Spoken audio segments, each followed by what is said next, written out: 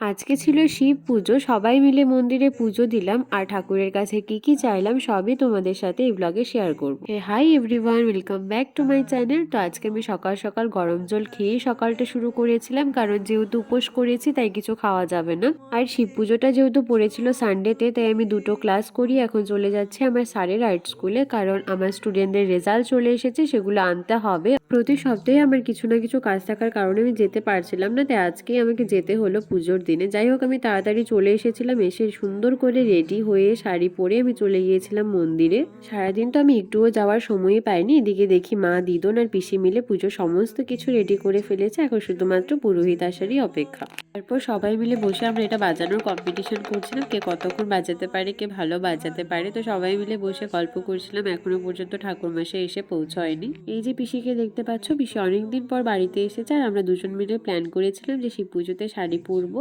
তো আমাদের দুজনকে কেমন লাগছে তোমরা কিন্তু অবশ্যই কমেন্টে জানিও। আর এই যে প্রায় 8টার দিকে আমাদের ঠাকুরমশাই এসে পৌঁছেছে, আর আমাদের পুজোও শুরু হয়ে গেছে। যজ্ঞও হয়ে গেল, আমাদের পুজো প্রায় শেষ। আর এই পুজোর দিনে ঠাকুরের কাছে এটাই চাই, ঠাকুর যেন সবার মঙ্গল করে, সবাই খুব ভালো থাকে আর সুস্থ থাকে।